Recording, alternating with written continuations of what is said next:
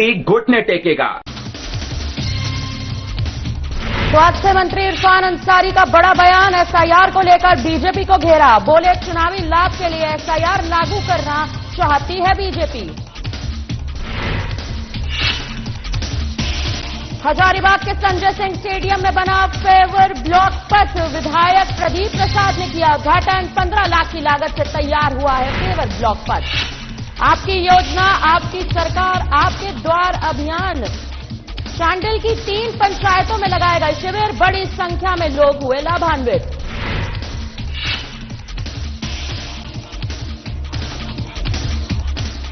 हजारीबाग में ईसाई समाज ने मनाया क्रिस्त राजा का पर्व, गिरिजा घरों में लगी लोगों की भीड़, कई जगह निकाले गए जुलूस। दुमका में रिश्तों का कत्ल, पति ने पहले पत्नी और बच्चों की हत्या की, फिर पेड़ से लटक कर खुद ले ली जान।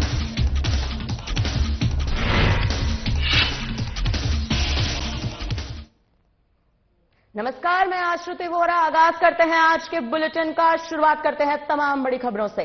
झारखंड के स्वास्थ्य मंत्री इरफान अंसारी ने बिहार चुनाव और एसआईआर यानी कि स्पेशल इंटेंसिव रिवीजन को लेकर बड़ा बयान दे दिया है। दरअसल उन्होंने बिहार चुनाव में महागठबंधन के हार की वजह का सीधा जिम्मेदार एसआईआर को बता दिया है। उनका कहना है कि अगर सरकार एसआईआर को जबरदस्ती लागू करती है, जैसा बिहार में हुआ, तो कांग्रेस को ऐसे हालात में चुनाव का बहिष्कार करना पड़ेगा। उनका कहना है कि जब बिहार में एसआईआर लागू किया गया, उसी वक्त कांग्रेस चुनाव हार गई थी। मंत्री इरफान अंसारी ने कहा कि एसआईआर राज्य के लिए अभिशाप साबित हो रहा है। उनका कहना है कि बीजेपी जिन राज्यों में सत्ता में नहीं है, वहां चुनावी लाभ के लिए एसआईआर को लागू करवाने का दबाव बनाती है। उन्होंने कहा कि बीजेपी एसआईआर के दम पर चुनावों में बढ़त हासिल करना चाहती है, जिससे लोकतांत्रिक संतुलन प्रभावित हो रहा है। कह रहा हूँ कि देखिए एसआईआर, अब बोलिए, ये राज्य के लिए अभिशाप है, देश के लिए अभिशाप है। और भाजपा को एसआईआर में काफी घाटा मिला है बिहार में, और ये जानबूझकर जहां जहां भाजपा की सरकार नहीं है, वहीं पर ये लोग एसआईआर कराना चाहते हैं। हमने बिहार में देखा, अब बंगाल में होगा, आसाम में होगा और झारखंड में होगा। इसकी तैयारी कर रहे हैं लोग। अब बंगाल में इतना दबाव है इलेक्शन कमीशन का कि जो बीएलओ है उसने सुसाइड कर लिया है। अब आप सोचिए कि क्या हो रहा है हमारा देश, कहाँ जा रहा है हमारा देश। अब जो लोग देश को लूट लिए हैं और भाग गए हैं लंदन वगैरह, उन पर एसआईआर लागू नहीं होगा। एसआईआर लागू किसमें कर रहे हैं? गरीब जनता का। अरे वोट करके क्या कर लीजिएगा आप। अब ठीक, मैं तो ये मांग करता हूँ, मैं आदरणीय राहुल गांधी से मैंने मांग किया है कि सर हम लोग क्लीन स्वीप दे दिए भाजपा को, हम चुनाव ही नहीं लड़े। आप आइए, जाइए अपना वोट लिए चलिए, आप ही लोग बना लीजिए, पूरा हिंदुस्तान में क्या पूरे वर्ल्ड में सरकार बना लीजिए आप। चलिए, ये मेरा मांग होगा राहुल गांधी। खबर हजारीबाग से सामने आ रही है, जहां सदर विधायक प्रदीप प्रसाद ने संजय सिंह क्रिकेट स्टेडियम परिसर में विधायक निधि से निर्मित फेवर ब्लॉक पथ का उद्घाटन किया। लगभग 15 लाख की लागत से तैयार यह फेवर ब्लॉक पथ अब खिलाड़ियों और लोगों के आवागमन को सुरक्षित बनाएगा। उद्घाटन से पहले विधायक ने नन्हे खिलाड़ियों के साथ संवाद किया और कहा कि ऐसे बच्चों में खेल के प्रति समर्पण और ऊर्जा देखना बेहद प्रेरणादायक है।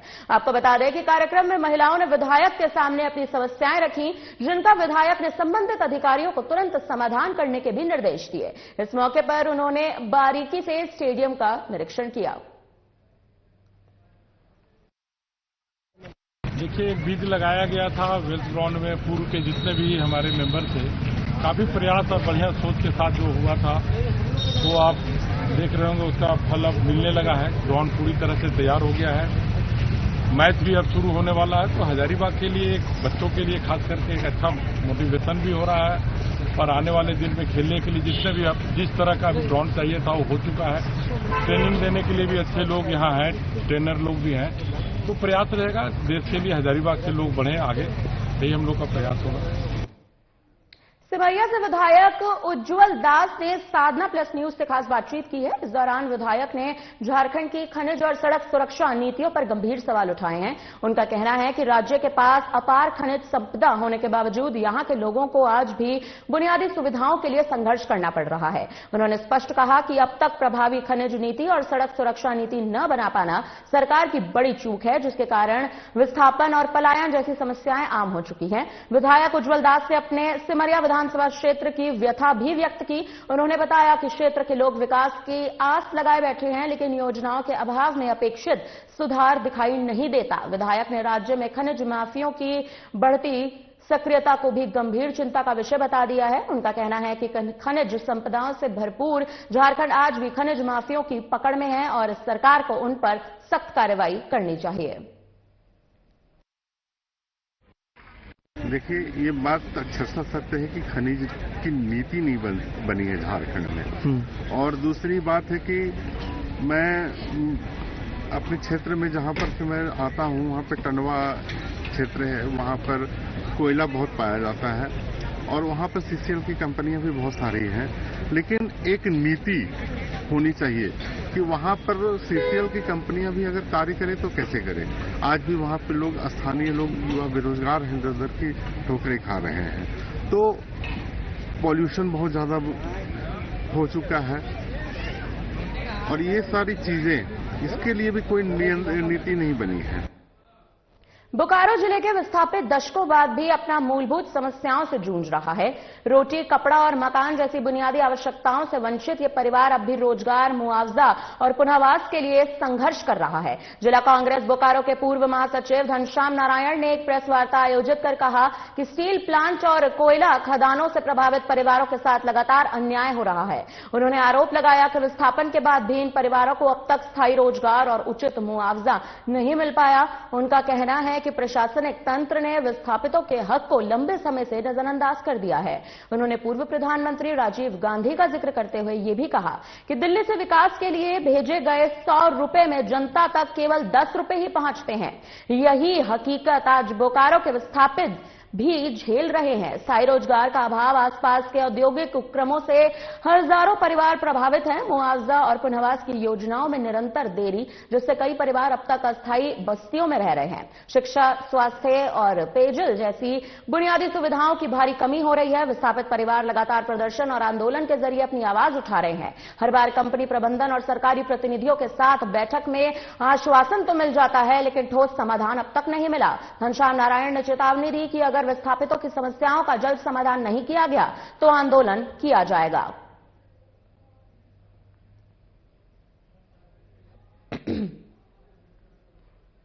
झारखंड स्थापना दिवस के 25 साल पूरे होने पर राज्य सरकार द्वारा आपकी योजना, आपकी सरकार, आपके द्वार कार्यक्रम की शुरुआत की गई। इस कड़ी में चांडिल प्रखंड में भी 3 पंचायतों में योजना के शिविर लगाए गए। बता दें कि इन शिविरों का सम्मनी पंचायत, चिलगू पंचायत और भादुड़ी पंचायत में आयोजन किया गया, जिसमें बड़ी संख्या में लोग सरकारी योजनाओं का लाभ लेने पहुंचे। कार्यक्रम का शुभारंभ जिला पार्षद पिंकी लायक, प्रखंड विकास पदाधिकारी लालेश्वर रुहिदास, अंचल अधिकारी प्रदीप कुमार महतो और झामुमो के केंद्रीय सदस्य ओम प्रकाश लायके ने संयुक्त रूप से दीप प्रज्वलित कर किया।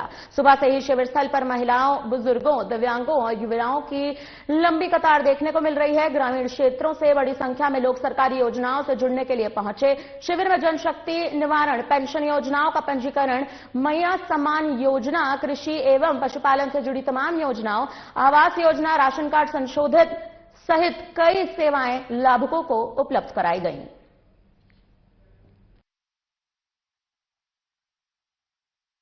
आपकी सरकार, आपकी योजना, आपकी सरकार का कार्यक्रम का दूसरा दिन कार्यक्रम हो रहा है चिलगू पंचायत में। सभी विभाग के लोग यहाँ उपस्थित हैं।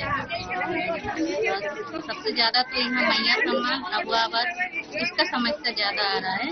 ज्यादा भीड़ भी तो देख रहे हैं, इसी का समस्या लेके ज्यादा आ रहा है।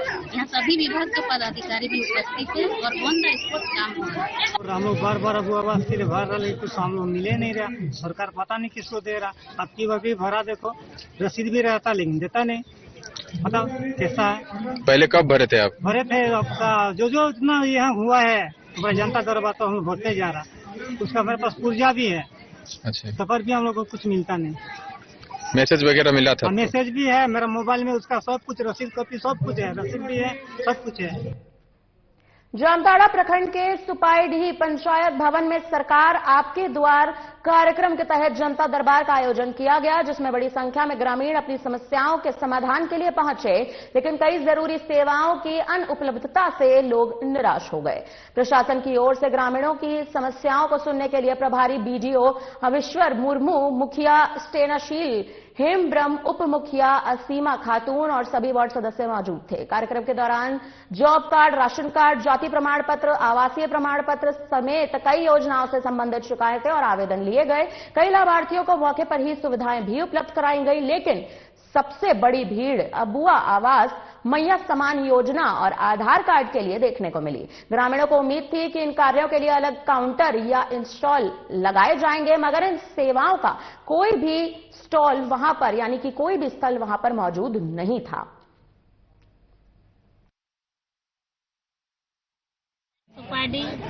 पंचायत भवन में आपकी योजना, आपकी सरकार, आपके द्वार का कार्यक्रम हो रहा है। आज यहाँ कार्यक्रम में जो काम हो रहा है, जाति प्रमाण पत्र, आवासीय प्रमाण पत्र, आय प्रमाण पत्र, जन्म मृत्यु प्रमाण पत्र, साथ ही जमीन से संबंधित पट्टा और नया राशन कार्ड जो हरा कार्ड बन रहा है। खबर साहिबगंज से सामने आ रही है, जहां हिंदू धर्म रक्षा मंच के अध्यक्ष संत कुमार घोष ने पीएम मोदी को पत्र लिखकर आभार प्रकट किया है और कहा है कि वे एसआईआर लागू करने के लिए केंद्र सरकार और निर्वाचन आयोग के ऐतिहासिक कदम के लिए आभार व्यक्त करते हैं। घोष ने कहा कि संथाल परगना में फर्जी आधार कार्डों के माध्यम से मतदाता सूची में बड़े पैमाने पर अवैध घुसपैठियों के नाम दर्ज होने की गंभीर अनियमितताएं सामने आती रही हैं, जिसने न केवल चुनावी शुचिता बल्कि राष्ट्र की सुरक्षा को भी खतरे में डाल दिया था। घोष ने आगे कहा कि आपका ये त्वरित और साहसिक निर्णय समय की मांग को लेकर था। समय रहते एसआईआर लागू करने से करोड़ों भारतीयों का लोकतांत्रिक और संवैधानिक संस्थाओं में विश्वास मजबूत हो चुका है। जो है बचाना चाहता है अवैध बांग्लादेशी घुसपैठियों को फर्जी आधार कार्ड बनाने का प्रयास यही राजनीतिक पार्टी करती है। इसलिए भारत निर्वाचन आयोग ये स्वतंत्र और निष्पक्ष संस्था है, एक संवैधानिक संस्था है। इनका जो विचार है, इनके द्वारा जो एसआईआर लागू किया जा रहा है बड़ा राज्यों में, इनको सराहना करते हैं, धन्यवाद देते हैं कि देश हित में हमारे सभी नौजवान साथियों को इस पर विचार करना चाहिए और राजनीतिक पार्टी जो इसके एसआईआर का जो विरोध कर रहा है, इनका पुरजोर ऐसे पार्टी को जो है विरोध करना चाहिए। देश हित के लिए ये महत्वपूर्ण है एसआईआर और झारखंड में भी शीघ्र लागू हो। बोकारो हवाई अड्डे से उड़ान सेवा शुरू करने की मांग ने पकड़ी तेजी। नागरिक अधिकार मंच ने एक बार फिर से बोकारो हवाई अड्डे के मेन गेट के सामने प्रदर्शन किया और जल्द से जल्द उड़ान सेवा शुरू करने की भी मांग उठाई। मंच का कहना है कि अभी तक 85% काम ही पूरा हुआ है और ये बचा हुआ 15% काम बीते 5 सालों से अटका हुआ है। संघ का ये भी कहना है कि सरकार और अधिकारी उड़ान सेवा शुरू करने को लेकर संजीदा नहीं है। नागरिक मंच के अध्यक्ष शशि भूषण ओझा का कहना है कि बोकारो डीसी ने 15 दिसंबर तक काम पूरा करने की बात कही है। अगर 2 जनवरी तक काम पूरा नहीं हुआ तो नागरिक अधिकार मंच इससे भी बड़ा आंदोलन शुरू कर देगा। एयरपोर्ट जल्द से जल्द चालू हो और इस एयरपोर्ट को चालू होने में जो बाधाएं आ रही हैं वो जल्द से जल्द दूर किया जाए। इसके लिए हम सभी यहाँ पर आज भी उपस्थित हैं, क्योंकि हम लोग देख रहे हैं कि यह काम में जितनी तेजी आनी चाहिए वो तेजी तो डीसी साहब की तरफ से आ रही है, लेकिन कहीं न कहीं ऊपर से कुछ बाधाएं उत्पन्न की जा रही हैं कि जो इनको आगे काम करने नहीं दिया जा रहा है।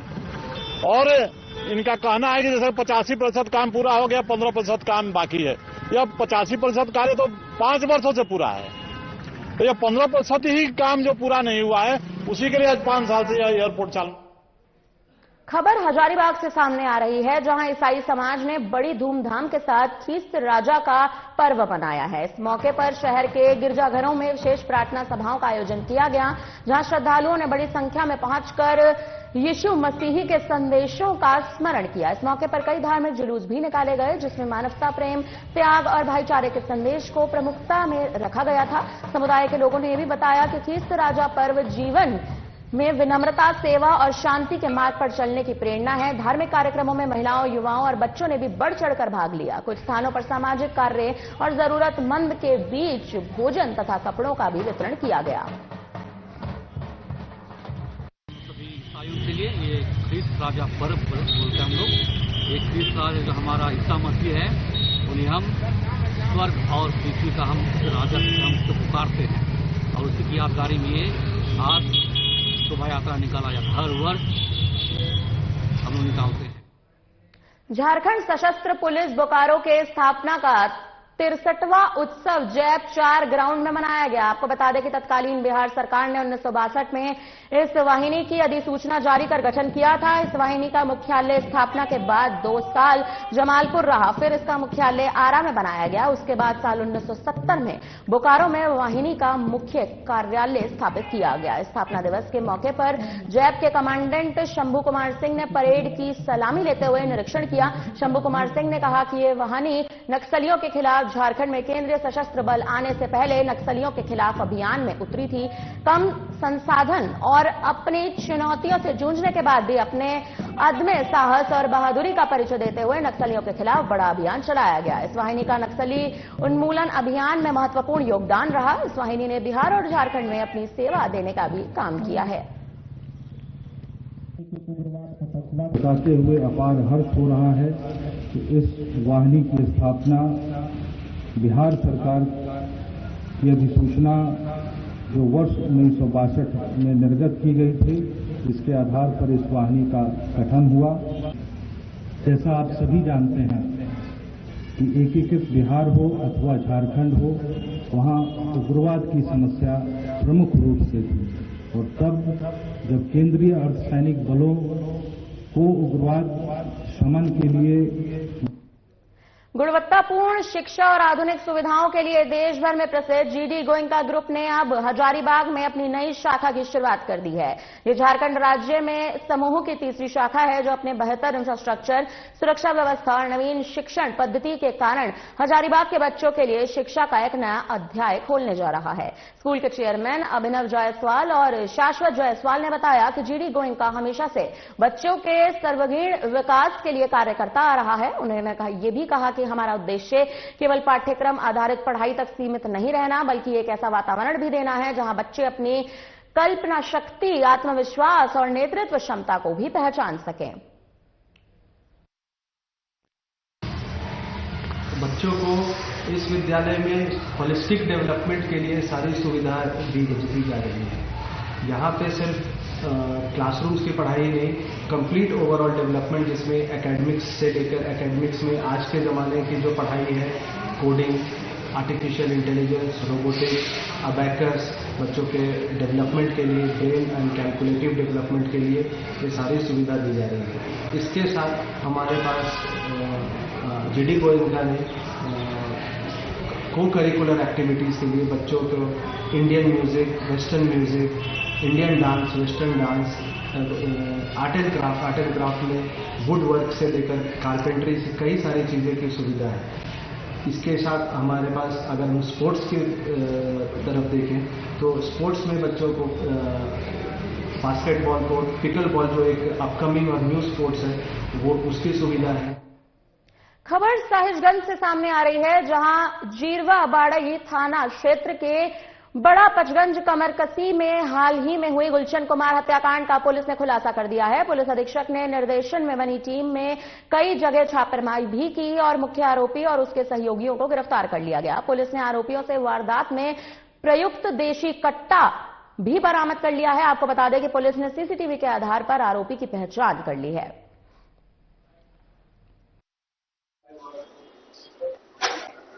दिनांक 21/11/2025 को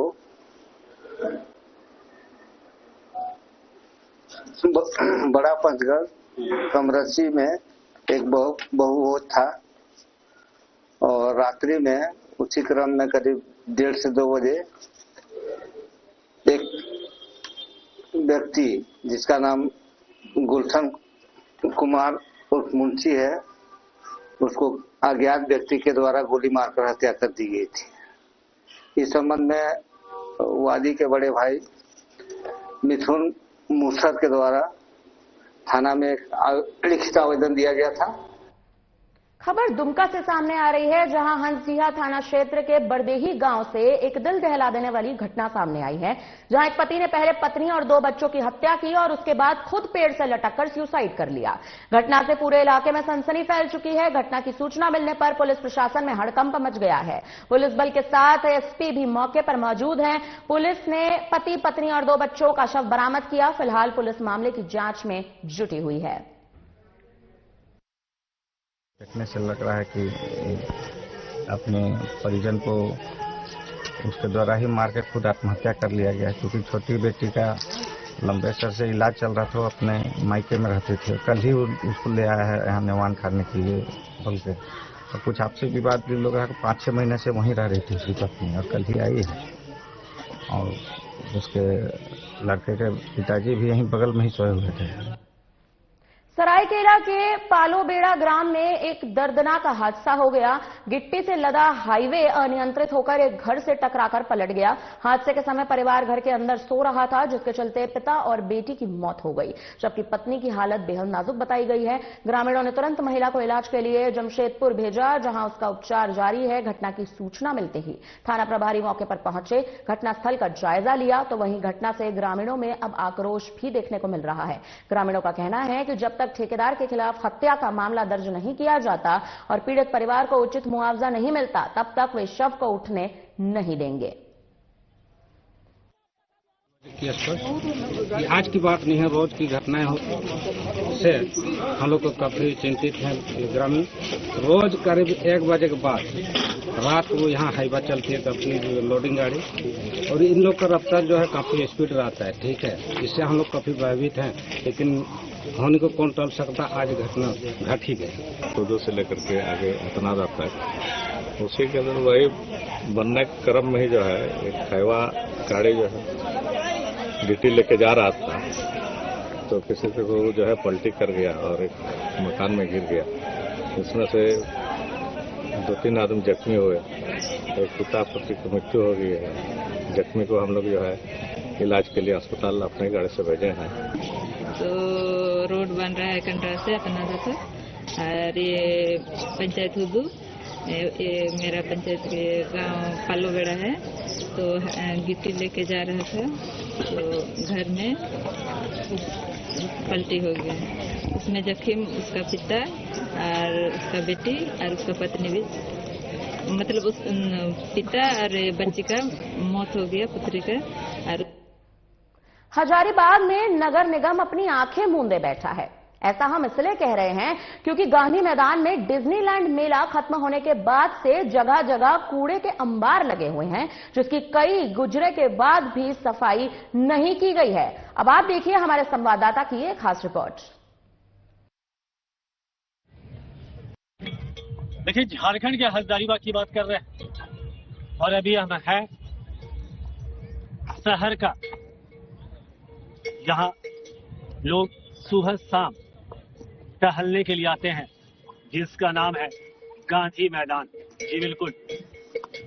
अब आपको यहाँ पर एक दृश्य हम दिखलाना चाह रहे हैं। विगत दिनों पहले डिज्नीलैंड लगा था, तो चल भी गया, और उसके बाद की स्थिति ये आप देख रहे हैं। गाय भैंस यहाँ चल रही है, ये गौशाला नहीं है। मैंने पहले भी कहा कि ये गांधी मैदान मटवारी। और अब यह देखिए यहाँ की गंदगी, कि किस तरीके से जब से ये डिज्नीलैंड गया उसके बाद यहाँ की गंदगी देखिए। और खुद ब खुद ये सोचिए, जहाँ लोग सुबह शाम शुद्ध वातावरण में आते हैं, वहाँ की स्थिति बद से बदतर है। मैं कैमरामैन सहयोगी से आग्रह भी करूंगा कि वो दिखलाए कि किस तरीके से गंदगी फैली है। और आप ये समझ सकते हैं कि इस मूवमेंट में, इस वातावरण में क्या घूमना सुबह शाम सेहत के लिए ठीक है। किनारे अगर आपको हम कैमरामैन सहयोगी से आग्रह करूंगा कि वो किनारे दिखाई चुकी है, जूम करके। बच्चे, लड़के, युवा क्रिकेट भी खेल रहे हैं। और इस साइड की अगर हम बात करें तो मंदिर भी है, जहां लोग सुबह शाम दर्शन करने को आते हैं। और बीचों बीच ये पूरा परिसर गांधी मैदान जो कहलाता है, ये बीचों बीच में लगा था डिज्नीलैंड मेला, जो विगत दिनों यहाँ से चला गया। और उसके बाद की स्थिति आपके सामने है, बस से बदतर स्थिति है। और आप ये देख सकते हैं कि किस तरीके से ये बोतल भी आप देख सकते हैं। मैं कैमरामैन से भी आग्रह करूंगा कि बोतल को भी दिखाएं कि किस तरीके से बोतल भी यहाँ फेंका हुआ है। किस चीज की बोतल है आप देख लीजिए। ये डब्बियां हैं छोटी छोटी, कि किस तरीके से इधर भी बोतल है, सारी चीजें। अब देखना गौरतलब लाजमी होगा कि नगर निगम, क्योंकि डिज्नीलैंड तो चल गया, अब नगर निगम इस पर कब संज्ञान लेता है और इसकी सफाई कितनी जल्दी होती है। अपने सहयोगी कैमरामैन के साथ में प्रमोद खंडेलवाल, साधना प्लस न्यूज, हजारीबाग। फिलहाल हमारे इस बुलेटिन के लिए आपके लिए इतना ही। बने रहिए हमारे साथ, देखते रहिए हमारा खास चैनल। मुझे दीजिए इजाजत, नमस्कार।